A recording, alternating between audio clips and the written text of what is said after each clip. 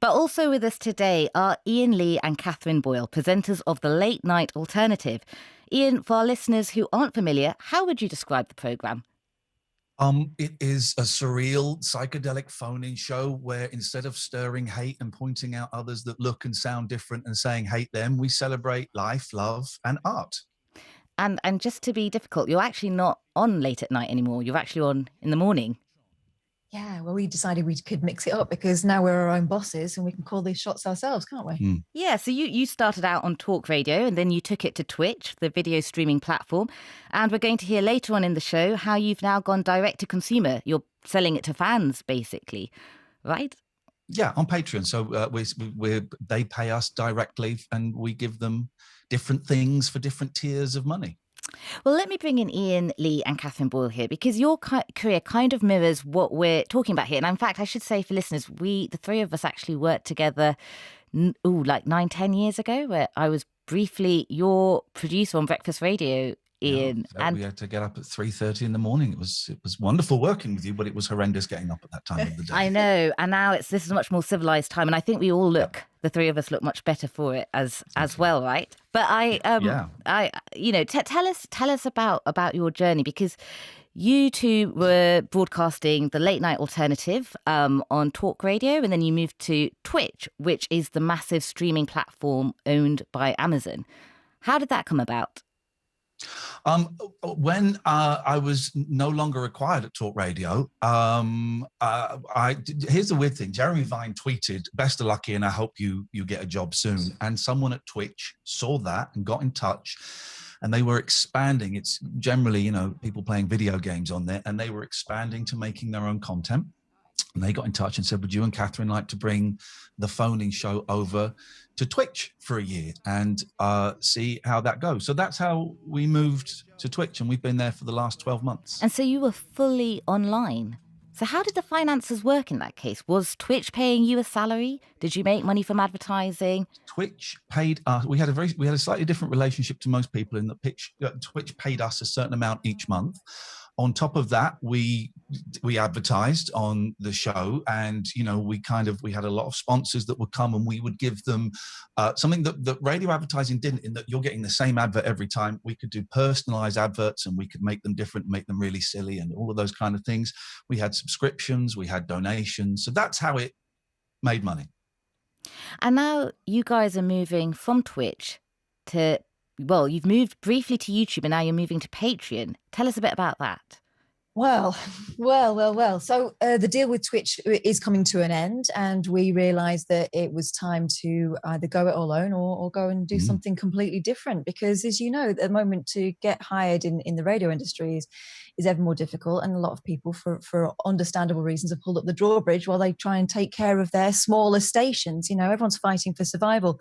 So we're just going to have a go and see if we can make this work. And at this point in our heads, it's an experiment for about 6 months and see if we can make it fly. We are heading towards where we need to be financially to make it sustainable. We're not quite there yet, but we still have a month to go, and we're hopeful that we can make it work. But how does it work? I mean, this is quite fascinating, isn't it? You're basically charging a sliding fee to your viewers, and depending on how much they pay, that will dictate how much content they get from you. That's precisely it. There are different offerings. So at the moment, we do a daily podcast that goes out absolutely free, and a lot of people, for them, it's like watching television on demand for them. They might not be able to make it for the late night shows, especially when we do the really late night ones. And for a lot of people, they're not the people that phone in. So it doesn't matter. That level of interactivity is not what they're after. What they want is the conversation. And there's an intimacy about late nights that you don't get anywhere else. And so those podcasts have been incredibly popular. And the lowest, I think, the second lowest subscription will get you that content. Yeah, there's different tiers. So the one of the lower tiers, you get the podcast. The next tier, you get to see the whole show, because the show's going to go behind a paywall. It's a visual show, and you get the podcast. The next tier up from that, you get loads of bonus podcasts. And the reason we're doing it, we can't get a job. Last year we won. I admire your bluntness. It's a hard industry. I agree. It's completely honest. This time last year we won the best radio moment at the Arias, and now no one will talk to us. I don't know why, but so we're doing this, and loads of people have done it and made a success. Danny Baker is doing it and has about 2,000 subscribers. Our friend Stephen Page, who's a great singer-songwriter, is making a living primarily out of doing that. It's been a lot of artists have moved to Patreon as COVID kind of kicked in and they weren't able to go out and do live shows or things like that.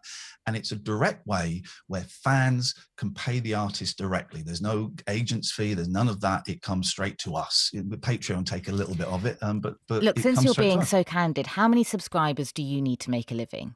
Is this a side 1,000. job?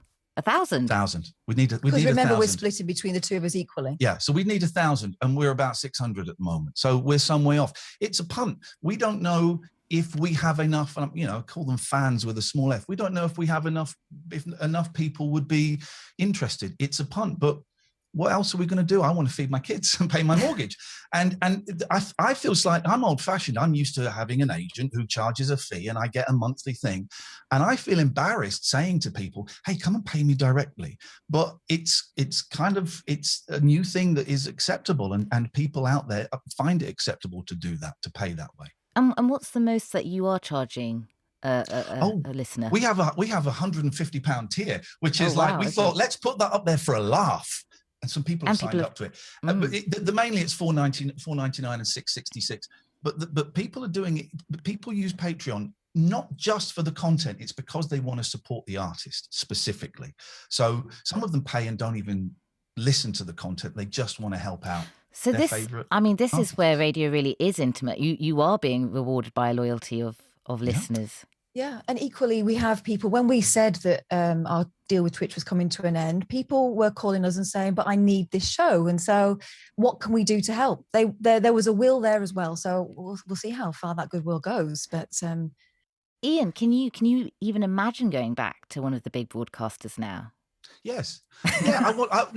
Listen, I'm not doing this because I'm some great bold warrior that's like, yeah, screw everybody, screw all the big companies. No, I'd love a job.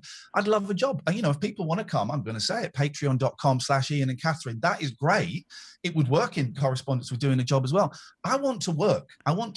And we can't get any work at the moment. So that's why we're And I should just say other platforms are available. Yeah, but they're not as good as ours. But this isn't us going, hey, I know what, let's stick it to the man.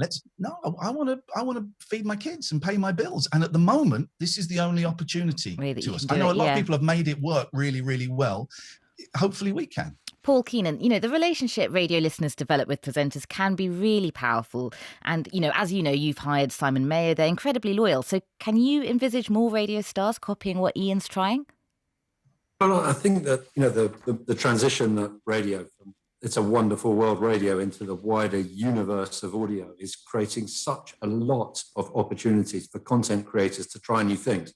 So I think that what Iain and Katherine are doing will teach us all something about how to connect one-to-one with audiences and how to build loyalty and what works in that context and what doesn't, because this move towards greater personalization and greater targeting is something, that train has left the station. That's where we're all headed.